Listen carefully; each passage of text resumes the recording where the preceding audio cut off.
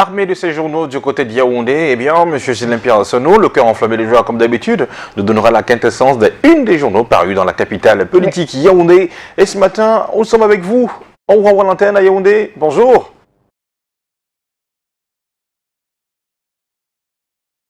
Bonjour à vous Thierry Carole, bonjour également à Patricia Kei. Je vous accueille tous les deux le cœur enflammé de joie dans la capitale camerounaise Yaoundé, vous mais également les millions de téléspectateurs de Canal 2 International, ceux du Cameroun et du monde entier.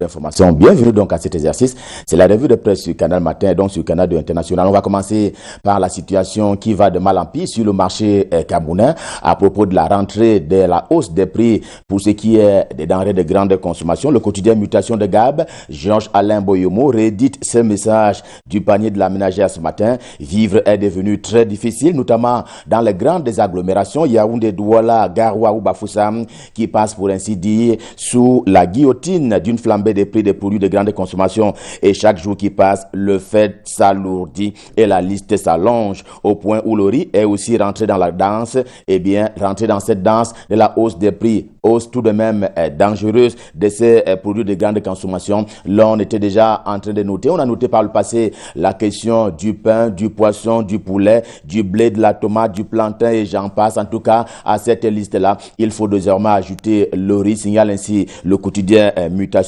Et ça commence donc comme en 2008 avec ce qui avait été appelé en cette année-là les émeutes de la faim. Conclut ainsi le quotidien Mutation qui en avertit vis-à-vis des pouvoirs publics en ce jeudi 5 au rang des difficultés que rencontrent précisément les populations camerounaises en ce début d'année 2021. Il y a bien entendu le rationnement de l'énergie électrique à cause des coupures intempestives de ce précieux sésame, et bien qui cela met d'ailleurs un peu le grappin dessus la vie au quotidien des Camerounais. C'est ce qui a d'ailleurs donné à la presse de rebaptiser le ministre de l'eau, Mr. Dak. Réalité, le journal de Pongware qui dit en kiosque ce matin, dit qu'il n'en est pas seul responsable et que c'est la seule Eneo qui doit donc répondre de son sort et de celui de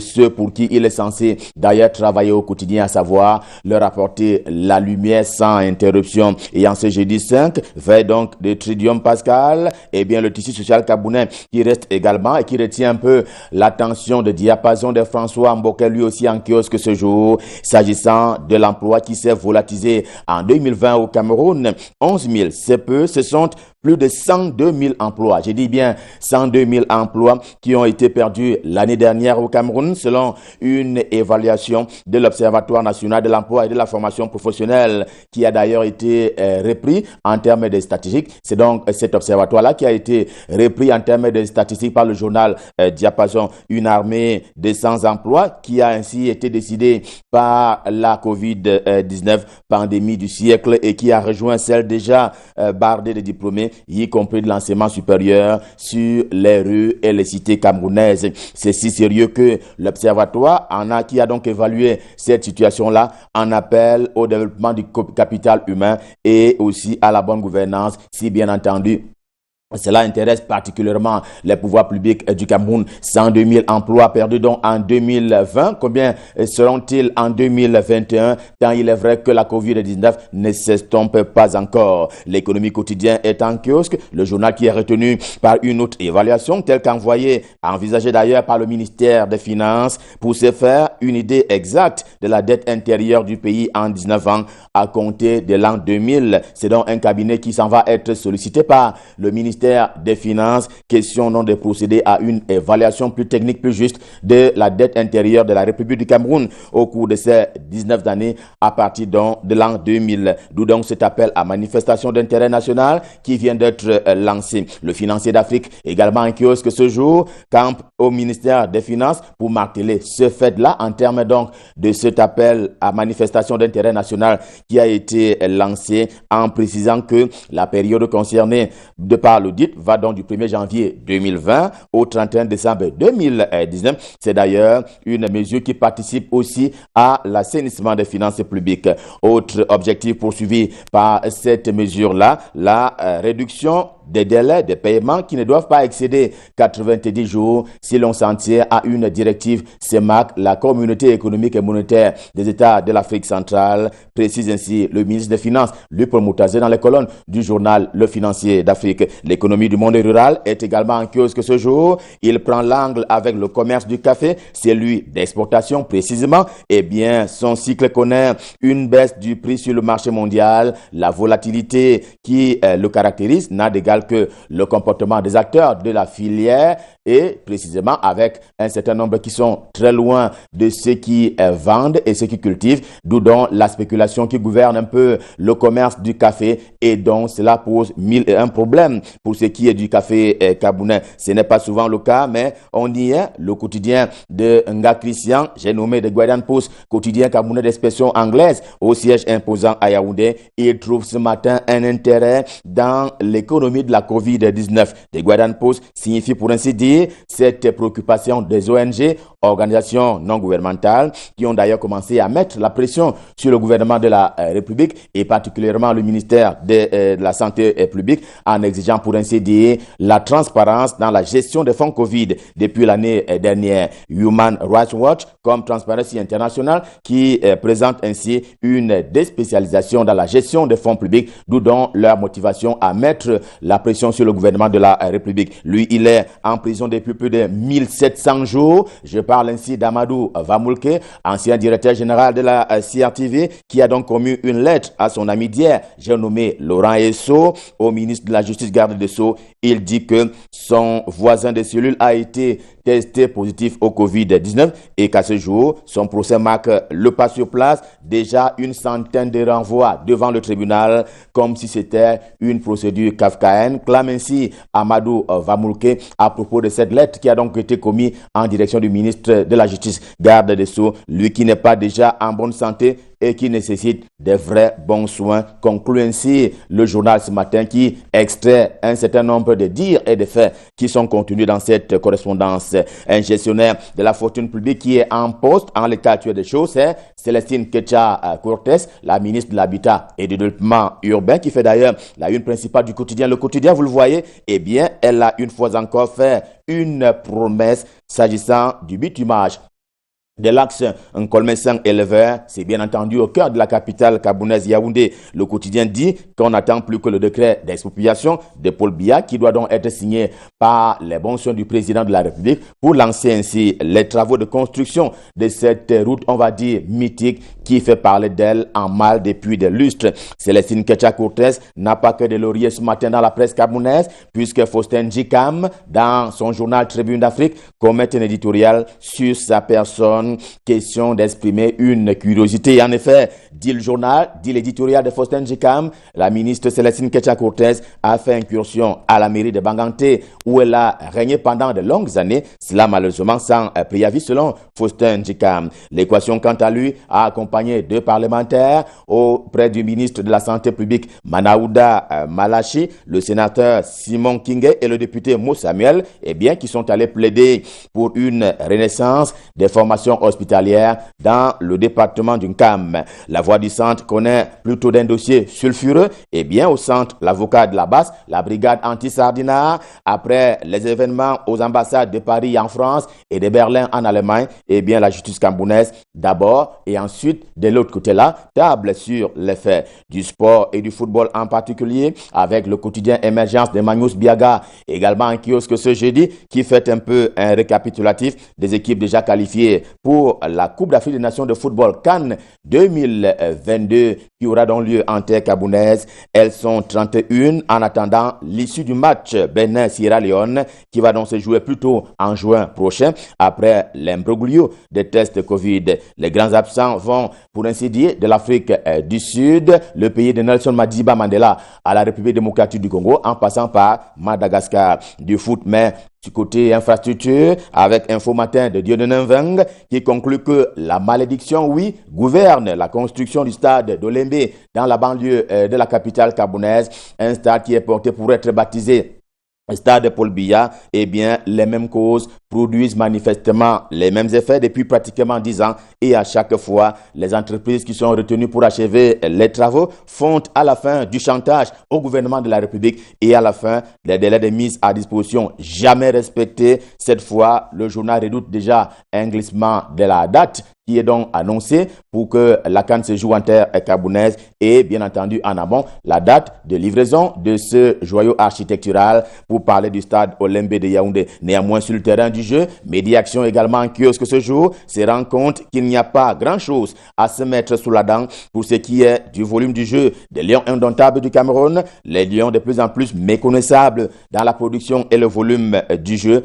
Tout le monde leur manque du respect et les mauvais résultats s'enchaînent, s'inquiète ainsi Médiaction dans l'édition de ce jour. Alors même qu'ils doivent affronter très bientôt les éliminatoires de la Coupe du Monde qui doit se jouer elle aussi l'année prochaine, eux qui sont logés dans la même poule que la Côte d'Ivoire, pour ne prendre que cet exemple. Un mot sur la mairie de Pété Banjul. Nous sommes dans la région de l'Ouest Cameroun pour signaler que le compte administratif affiche plutôt un excédent de près de 22 millions de francs CFA. C'est un peu ce qui ressort de ces travaux qui se sont tenus au niveau de l'exécutif communal de Pété Banjul. Cela n'arrive pas chaque jour. Un étudiant qui va du rêve à la réalité. Vous le voyez en une principale, Vidiol Tchagé. Il s'agit d'un jeune garçon du lycée technique de Yaoundé. Il est âgé de 16 ans. Il a donc conçu et fabriqué un prototype d'avion en attendant demain qui sait. Parlons d'un voisin du Cameroun pour parler de la République centrafricaine dont les citoyens viennent d'accorder un nouveau mandat à Archange Touadéra, déjà installé pour 5 nouvelles années. Eh bien, le nouveau président centrafricain est essentiellement attendu sur le terrain de la réconciliation des enfants de ce pays. Réconciliation des cœurs d'abord. Très souvent, ce pays-là déchiré par des guerres d'intérêts, on va dire, opposés et même juxtaposés. Revue de presse Made in Yaoundé, édition de ce jeudi Stop Fin. Évidemment, c'est le cœur enflammé de joie que nous vous avons servi. Prochain rendez-vous, bien entendu, ce sera lundi et nous serons là dans la même disposition et prédisposition. Question de vous servir. Pour le moment, rendons-nous du côté de Douala pour retrouver Michael Tipkio. J'aime à l'appeler l'homme à l'adresse particulière. Il prend le relais. Je lui passe dans le pouvoir pour la suite et la fin de la revue de presse. Bonjour Michael. Bonjour, c'est à vous à Douala. Merci Gislain Pierre, je vous souhaite passer une très belle journée à Yaoundé. Et la suite ici à Douala avec le messager qui reparle de cette question de remaniement ministériel qui tarde au Cameroun. Le journal parle de gouvernement, de la rumeur, ces nombreux gouvernements qui circulent dans les réseaux sociaux depuis quelques jours maintenant, parfois annoncés sur les réseaux sociaux justement. La rumeur qui continue de sévir autour de ce gouvernement très attendu par certains au Cameroun depuis la prise de service de l'équipe gouvernementale animée par Joseph Diongouté le 4 janvier 2019. Les officines font et refont des gouvernements virtuels. Et pour comprendre cette frénésie d'une certaine opinion de voir l'équipe gouvernementale remaniée, il y a lieu de mettre en vitrine les deux scrutins législatifs et municipaux organisés le 9 février de l'année dernière, tout comme les régionales du 6 décembre 2020. Paul Biya, fidèle à lui-même, n'a pas toujours sorti des tiroirs toutes les dividendes ou les récompenses pour ceux des siens qui ont mouillé particulièrement le maillot lors de ces échéances et il semble donc impatient cela. Et à côté de cette pression, écrit le messager, pression inutile pour réveiller le souvenir du président de la République aux actions menées et par conséquent des rétributions attendues. On peut tout autant penser au lancement des ballons d'essai pourris pour jeter l'anathème sur tous les adversaires qui virtuellement sont en pole position de rafler tel ou tel Marocain dans ces nombreux gouvernements annoncés jusqu'ici. Le temps du jeu présidentiel est donc connu. Il frappe le coup fumant au moment où tout le monde baisse la garde et là, ça fait toujours très mal. Point n'est besoin de citer les noms des ministres dans des décrets dont on dit venir des tout dit, car à dire vrai, cela pue une odeur d'anathème, écrit donc le journal Le Messager en kiosque aujourd'hui qui parle de ces gouvernements qui circulent sur les réseaux sociaux depuis quelque temps. Maintenant, le ministère de l'Éducation de base est en vitrine dans les colonnes du Messager aujourd'hui avec les nombreuses réformes entreprises dans ce département ministériel, en plus d'avoir pour credo la réforme du système éducatif camerounais en pleine mondialisation, l'arrivée de Laurent Serge Etoundi Ngoa à la tête du ministère de l'Éducation de base a également régulé le problème de paiement des frais de surveillance et de correction lors des examens, jadis pomme de discorde entre les enseignants et les responsables du ministère de l'Éducation de base. Christian Chapli revient également sur les nombreuses mesures prises dans ce département ministériel pour barrer la voie à la propagation du coronavirus dans les établissements scolaires. Les grandes réformes sous l'air et Tundingwa à découvrir dans les colonnes de ce journal en kiosque aujourd'hui. Le pied de une du Messager, vous le voyez, parle de ce phénomène, le phénomène du whisky en sachet qui s'enlise au Cameroun avec cet appel d'Alphonse Aïssi Abena, ulcéré par la commercialisation sans contrôle préalable de ces tueurs silencieux à travers le pays. Le président de la Fondation camerounaise des consommateurs tense les pouvoirs publics, notamment le ministère du Commerce et son acolyte des mines de l'industrie qui brille par un mutisme complice au grand désarroi des couches défavorisées de la population, elles qui s'enivrent à la gloire de cette boisson frelatée, accessible et bon marché aux conséquences néfastes pour leur santé. À le croire, la lutte contre la corruption doit être renforcée. La situation de corruption aggravée au sein des agents de l'État est la cause principale qui affecte la protection des consommateurs au Cameroun, lance Alphonse Aïssi Abena. Vente des produits non conformes, illicites et de contrebande au vu et au su de tous.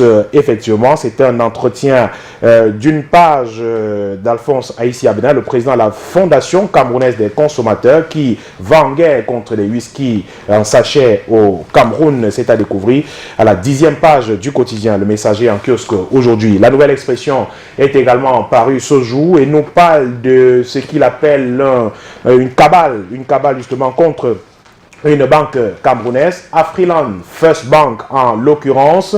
C'est certainement le rayonnement international de la banque du Camerounais Paul Fokam Kamogne qui lui vaut déjà des complots de la rude concurrence des grands groupes mondiaux, écrit le journal. Le prétendu scandale qui serait survenu à sa filiale de Kinshasa en République démocratique du Congo est, à n'en point douter, la plus grosse cabale contre le groupe bancaire camerounais Afriland First Bank, un scandale soutenu par certaines chaînes étrangères. Dans un reportage diffusé sur la radio-télévision suisse, deux citoyens congolais, Nevi Malela et Coco Gradi, anciens employés de cette banque, accusent la filiale de Kinshasa de corruption et de blanchiment d'argent et mettent en exergue un homme d'affaires israélien, Dan Gettler, qui est longuement cité dans ce reportage que le journal La Nouvelle Expression qualifie de pseudo-reportage ce jour, de plutôt une cabale montée contre Afriland First Bank.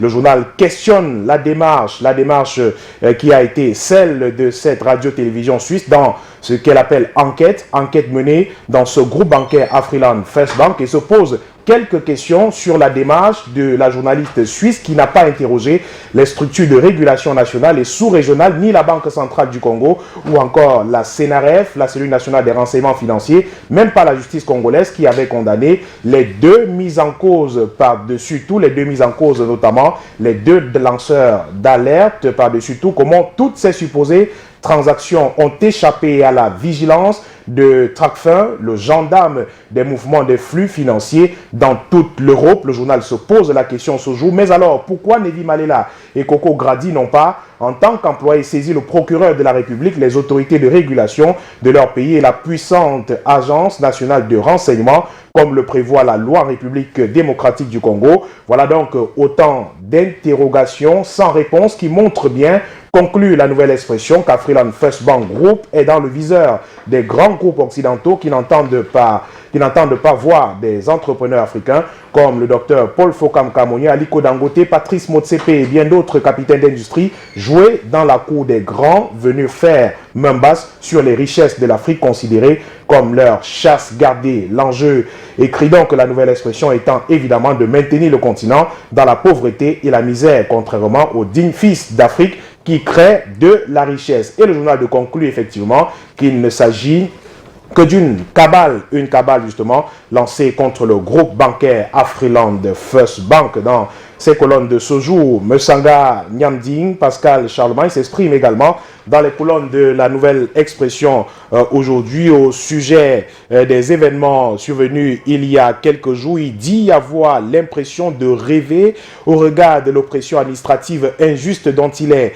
victime du fait des grands princes. Du grand prince, justement, il n'y a pas de quoi pleurnicher lorsqu'on n'a rien à se reprocher, écrit-il, surtout lorsque certains entremêlent les opinions politiques aux affaires académiques. Il n'est pas prêt pour une bataille, pas de bras de fer, effectivement, lance-t-il dans les colonnes de la Nouvelle Expression aujourd'hui, qui publie quelques extraits d'une tribune de Pascal Charlemagne Mesanga Nyamding, qui est donc l'un des fondateurs du mouvement biaïste au Cameroun, de la nécrologie également dans les colonnes de ce journal, avec le député, le seul d'ailleurs du mouvement pour la renaissance du Cameroun, l'ancien et unique député du MRC, Lazare Sop, qui déchire son écharpe. Il est décédé mercredi dernier, donc hier à l'hôpital général de Douala, des suites de maladies, malade depuis plusieurs années justement.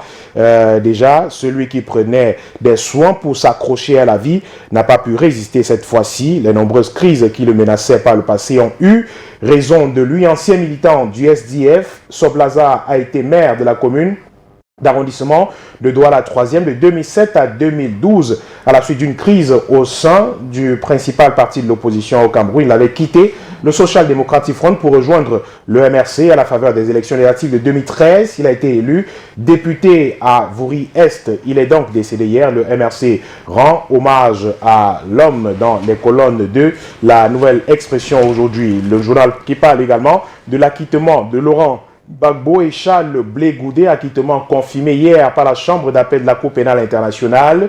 L'acquittement prononcé en 2019 a donc été confirmé de l'ancien président ivoirien Laurent Gbagbo. Charles Blé Goudé, ils étaient accusés de crimes contre l'humanité, crimes de guerre, des crimes de guerre justement, en possession désormais de son passeport ordinaire et de son passeport diplomatique remis par les autorités ivoiriennes. Laurent Gbagbo attend que les autorités ivoiriennes confirment leur accord pour son retour en Côte d'Ivoire, où il est très attendu par les militants des sympathisants du Front populaire ivoirien, et c'est également le cas pour Charles Blé Goudé, le leader des jeunes patriotes, les deux acquitté hier dans ce procès à la Cour pénale internationale. Rendons-nous dans les marchés à présent avec Ecomarché également en kiosque ce jour, qui nous amène dans les marchés de Douala avec à la suite du chef de centre régional des impôts Littoral 2, Amidou Bouba Adji, qui sensibilise les commerçants de Douala sur la télédéclaration. Une descente effectuée il y a quelques jours avec pour but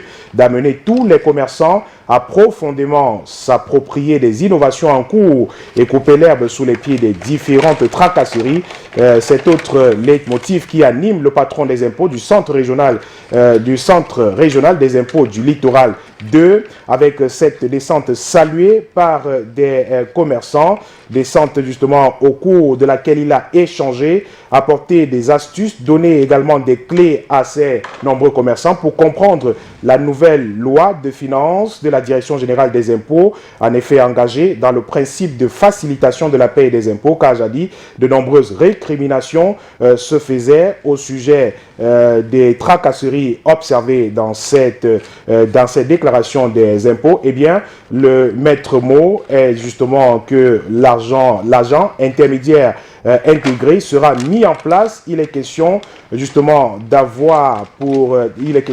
d'intégrer dans les secteurs d'activité des agents qui vont animer les différents marchés afin de prolonger le message qui est celui de la Direction générale des impôts au plus près des nombreux commerçants. Cet agent intermédiaire intégré est normalement un commerçant d'un secteur d'activité. Il y en aura plusieurs selon les secteurs dans les différents marchés. Pour la friperie, la brocante, les produits alimentaires, il est question justement de faciliter la déclaration des impôts et ce que les commerçants doivent exactement payés? Les explications ont été donc données par Amidou Bouba Adi, le chef du centre régional des impôts pour le littoral, des impôts littoral 2, effectivement. Et le journal qui donne également la parole à ces nombreux commerçants qui se sont dit satisfaits. Edmond Tanwo, par exemple, président du marché Madagascar de Douala, se dit ravi avec cette descente et salue l'entrée du mobile money en jeu. Et le président également du marché Dokoti de Douala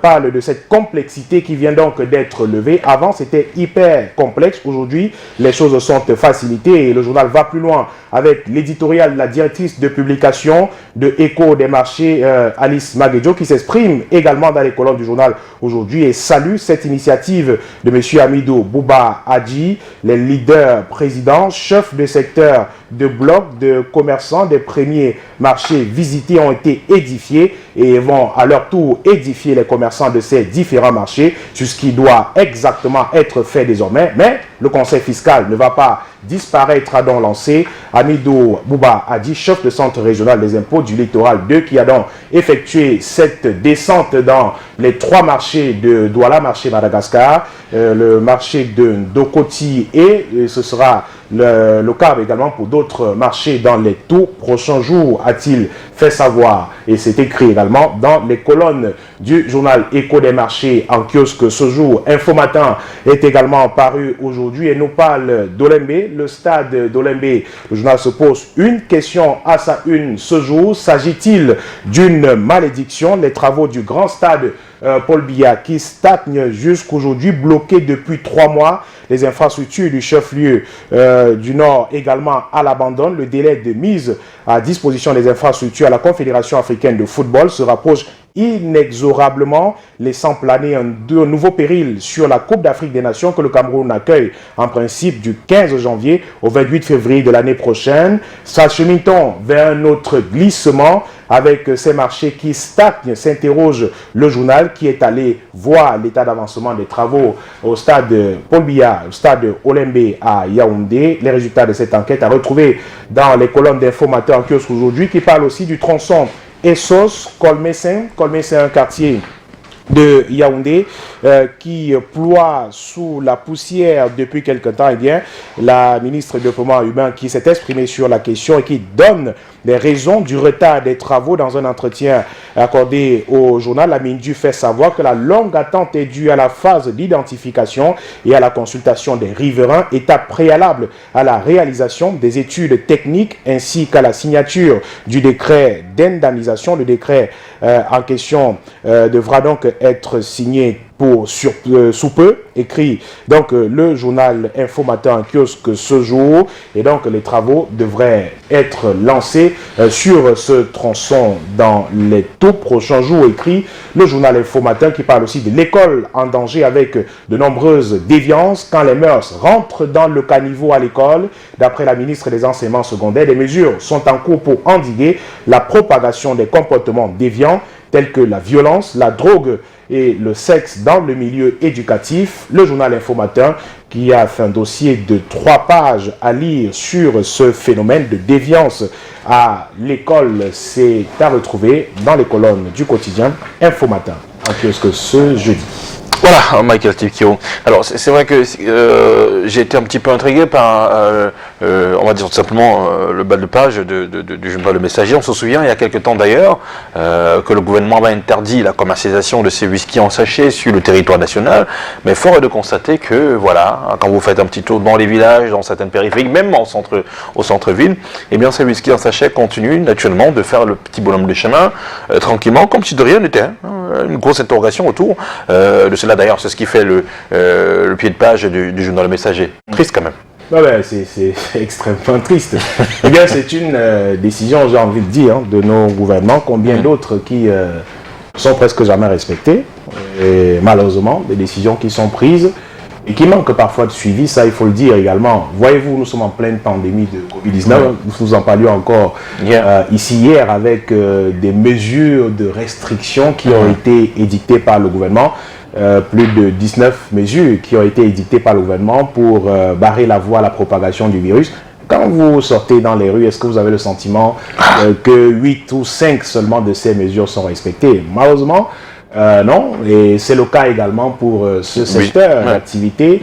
Le whisky en sachet, je crois que ça doit faire 3 ans précisément que le ministère du Commerce, le ministère des Mines a également pris des mesures au sujet de cette commercialisation et même la fabrication de ces whisky en sachet au Cameroun. Mais malheureusement, la substance continue de faire son petit bonhomme de chemin, vendu allègrement dans les marchés, dans les carrefours, dans les rues, tranquillement. Mais écoutez, on ne se cache pas pour le faire. Ça se fait de façon officielle et les pouvoirs publics sont bien au courant de cela. Et pour revenir à la dénonciation de la Fondation camerounaise des consommateurs qui tire à boulet rouge sur ces pouvoirs publics, effectivement, qui ont pris la décision de la non-commercialisation de ce whisky, mais qui ne sont pas allés plus loin dans le contrôle, effectivement. Et c'est là où le problème se pose précisément. Il ne suffit pas de dire, écoutez, stop à la commercialisation. Mais il faut rentrer dans le fond. Et que les commerçants arrêtent d'en commercialiser comme ça. Mais écoutez, non.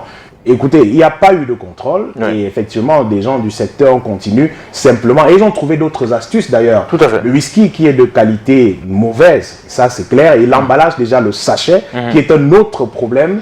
Des médecins vous expliqueront que mettre du whisky dans un sachet, c'est quelque chose d'extrêmement dangereux. Et ceux-là semblent avoir trouvé d'autres astuces. On a vu, Thierry, vous et moi, depuis quelques temps, ces boissons frelatées dans des bouteilles. On a des chimistes au pair. Voilà. Estampillés parfois comme du vrai whisky et qui sont vendus dans de grandes surfaces, vendus dans des boutiques, dans des marchés. Vous allez acheter une bouteille de whisky, vous vous dites, vous avez une bonne bouteille de whisky, mais non, elle a été fabriquée à Panda, à Dakar, vous êtes en train de prendre du poison et tout le reste du véritable poison. Malheureusement, c'est ça, on est là face à une réalité grave. Et autre exemple, pour parler toujours de ces décisions qui sont prises, souvenez-vous de ces décisions gouvernementales, je crois que c'était 3 départements ministériels qui avaient décidé, ça doit faire 4 ans aujourd'hui, de l'utilisation des emballages plastiques non biodégradables. Ah mais attendez, c'était la campagne de début. C'est une autre hydre. Qu'est-ce qu'il en est aujourd'hui? Il en est le consommateur final qui paye absolument rien. Parce que précisément, vous avez quelques grandes surfaces qui essaient de respecter en vous vendant des emballages plastiques biodégradables. Parfois, encore qu'il faut savoir si ces emballages... Est-ce que nous on sait c'est biodégradable? On n'en sait rien du tout. Estampillé même d'ailleurs. Voilà, si elles sont biodégradables. Mais c'est une véritable question. Les emballages plastiques noirs dont on parlait, on disait non, il faut interdire et tout. Et les petits blancs avec lesquels on emballe du couscous et tout le reste. Ah ben écoutez, ils continuent d'être vendus tranquillement, allègrement dans les marchés. Et ça ne dit absolument rien à personne. Mais je crois justement que pour prendre de telles décisions, il faut s'arranger. Il existe des brigades de contrôle au ministère du Commerce. Mais d'ailleurs, on se souvient qu'ils ont fait une descente la dernière fois pour parler de ces whiskies de grande marque, les whisky frélatés qui sont entrés sans contrôle. Mais je pense qu'ils devraient faire de même pour ces whiskies en sachet. Oui, effectivement, mais peut-être parce que ça coûte pas aussi cher. Ça coûte cher pour la vie. C'est le plus, voilà, effectivement. C'est le plus grand tueur dans cette affaire, le plus dangereux. Vous voyez cela, mais écoutez, quand vous vous apprêtez, je ne dis pas vous, peut-être c'est pas le cas pour vous, à effectuer un voyage vers des zones reculées. Donc quand vous allez au village, vous devez avoir le whisky en sachet. Voilà, vous achetez. Il peut faire même ça à la place de la bière.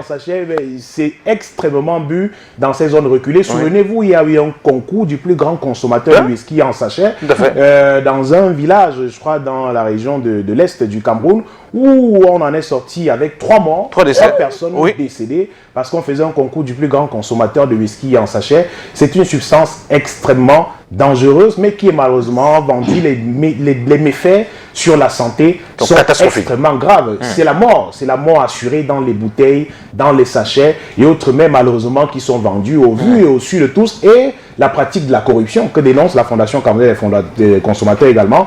Vous avez de grands importateurs de ces whisky en sachet qui sont connus, mais ces brigades dont nous parlions tout à l'heure effectuent la descente, et la descente qui se solde parfois par de l'argent qui circule, on reçoit de l'argent et puis on s'en va, on a oublié qu'on est venu faire un contrôle, des saisies qui ne se font plus, mais les gens vous disent tranquillement au quartier, que quand vous voyez à la télé, que l'on montre, écoutez, on a saisi tel endroit, c'est que le responsable a refusé de monnaie, ou alors il n'a pas payé comme il fallait, à la hauteur de ce qu'il fallait. Malheureusement, c'est l'environnement dans lequel nous sommes et on ne mesure pas les conséquences, effectivement, de ces affaires sur la santé. C'est extrêmement grave. Je comprends des décisions, c'est bien, mais les suivre, s'assurer de leur respect, c'est autre chose. Je crois que c'est ce qui nous manque jusqu'ici, jusqu'à ce jour. Et on doit absolument s'attaquer à ce type de phénomène qui est extrêmement dangereux. En tout cas, ce qui est sûr, c'est que les ministères concernés ce matin ont reçu le message et Satellaurent a tout fait pour pouvoir protéger également la santé des Camerounais parce que cela, c'est de ça dont il est question, protéger la santé